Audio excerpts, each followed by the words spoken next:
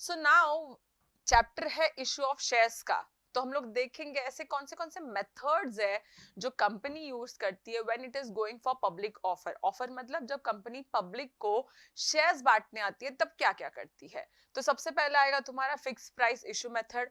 बहुत ही सिंपल है, कंपनी का कोई मगजमारी नहीं है इसमें। कंपनी एक प्रोस्पेक्टस बांटती है पब्लिक को जिसमें एक पर्टिकुलर अमाउंट लिखा हुआ है ना, एक portion of the face value of shares या एंटायर इशू प्राइस, जो भी प्राइस रहेगा उसके हिसाब से आपको बस भर के दे देना है, आपको पैसा डाल देना है, सिंपल। ओके, तो कंपनी डिमांड देखेगी कि क्या ही कितना ज्यादा डिमांड है कितना कम डिमांड है। अगर नॉर्मल डिमांड है तो एट पार मतलब जो 10 रुपए का शेयर है 10 रुपए में इशू करेगी। ओके, लेकिन अगर डिमांड बहुत ज्यादा है तो कंपनी बोल सकती है वाओ मैं प्रीमियम में इशू करना चाहता हूँ। ओके, तो प्रीमियम में इशू कर देगी। प्रीमियम मतलब 10 रुपए का शेयर 15 रुपए में इशू कर सकते हैं। ऐसा कुछ ना कुछ company will come to know about the demand. Okay, fix price method किसी भी टाइप के लिए यूज कर सकते हो, public issue, right issue, ESOS या कुछ भी। मैम क्या एग्जांपल्स दे रहे हो, ये थोड़ा थोड़ा देर में सब कुछ पता चल जाएगा। ओके, बुक बिल्डिंग मेथड एक न्यू टाइप ऑफ मेथड है जो आज की तारीख में हर जगह पे यूज होता है बच्चा।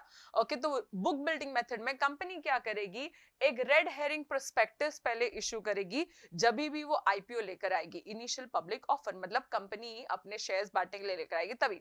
अब इसमें क्या करेंगे, कंपनी मैंने जैसे पता ना रेड हेरिंग प्रोस्पेक्टस इशू करती है, अब इसके लिए आरओसी से कंफर्म करके ओके ये सब करेंगे। नेक्स्ट एक दो अमाउंट डिसाइड करते हैं। ओके, एक आता है फ्लोर प्राइस, एक आता है कैप प्राइस, इसको बोलेंगे प्राइस बैंड। समझो फ्लोर प्राइस हो गया 10 रुपया, कैप प्राइस हो गया 15 रुपया, तो ऐसा कुछ एक प्राइस बैंड बनाएंगे। अब ये आपको बिडिंग करने देंगे, आप बताओ आपको क्या रेट पे है ना कंपनी को इशू करवाना चाहते हो, आप बोलोगे तो this is the ball in your court. So what will happen, the final price at which the shares will be offered आपके बिडिंग के बाद, उसको हम लोग बोलेंगे कट ऑफ प्राइस। सिंपल है ना। सो कट ऑफ प्राइस मतलब द फाइनल प्राइस। समझो 10 रुपए और 15 रुपए में आपने चूज किया सबने मिलके 13 रुपए, तो चलो 13 रुपए कट ऑफ प्राइस हो गया। अब एक फाइनल प्रोस्पेक्टस कंपनी देगी बोल के कि भाई फाइनली 13 रुपए में हम लोगों का ये बिडिंग वाला जो भी मैटर था वो खत्म हो गया और 13 रुपए में शेयर्स आ रहे हैं मार्केट में। ये सब बिडिंग विडिंग के प्रोसेस के लिए 5 दिन लगता है, यूजुअली 3 दिन लगता है, आजकल तो हम लोग 3 दिन में करते हैं। So it is open for 5 days it says या 3 days। ओके, नेक्स्ट आता है तुम्हारा the bidding along with the application money. ये सारी चीजें पैसा और सब एप्लीकेशन मनी कलेक्ट करते हैं। अब आप बोलोगे कहाँ पे कौन कलेक्ट करेगा, तो लीड मर्चेंट बैंकर्स जिनको हम लोग बुक रनर्स बोलते हैं ये लोग करेंगे। वो लोग बुक में लिखते भी, ये सब पुराना प्रोसेस है तो अपने को पुराने तरीके से ही जाना पड़ेगा। वो सब बुक में प्राइसिंग लिखेंगे, फिर वो कट ऑफ प्राइस डिसाइड होगा एंड बिडिंग ओवर होने के बाद कंपनी, मैंने जैसे पता है ना कट ऑफ प्राइस डिसाइड करेंगे और कंपनी एक प्रोस्पेक्टस देगी जिसमें बताएंगे कि ये प्राइस पे कट ऑफ हुआ है। That is IPO and FPO, दोनों टाइम पे ये सब यूज हो सकता है बुक बिल्डिंग मेथड। याद रखो इसका कितने मार्क के लिए आएगा, अगेन 2 मार्क्स के लिए आएगा, तो पूरा प्रोसेस अच्छे से समझाना है, या शॉर्ट नोट्स के लिए आ सकता है। कंपनी जब भी आईपीओ देती है या पब्लिक इशू करती है तो दो मेथड से कर सकती है, दो तरीके से कर सकती है, आईपीओ एफपीओ।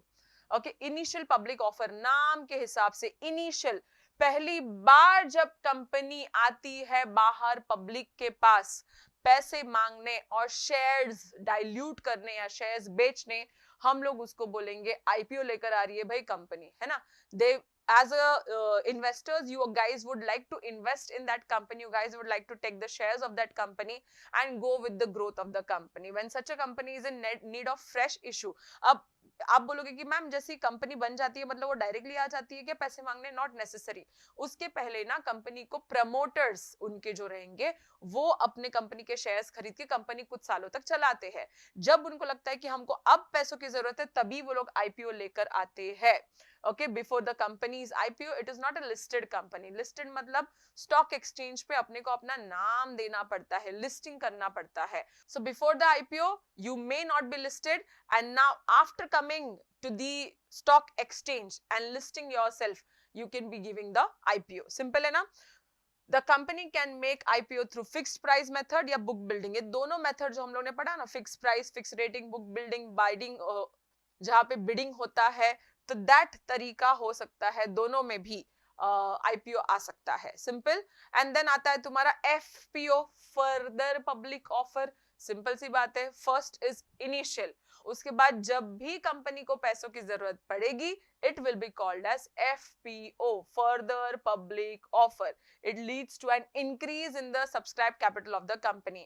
याद है वो जो हम लोग ने देखा था कि पहले हम लोग सिर्फ 4 लाख रुपए देंगे, फिर 6 लाख बाद में मंगाएंगे, तो हो सकता है ये 6 लाख जब आप मंगाने जाओ, द अनइश्यूड कैपिटल, उसको हम लोग बोलेंगे FPO. तो जब भी दोबारा third time, fourth time, any number of times the company will ask, first is IPO, next everything is FPO. Okay, तो ये वाला एक छोटा सा टर्म यहाँ पे खत्म होता है. याद रखो, 4 terms we studied in this: IPO, FPO, book building method and fix price method. किसी में भी company at par, at premium में दे सकती है.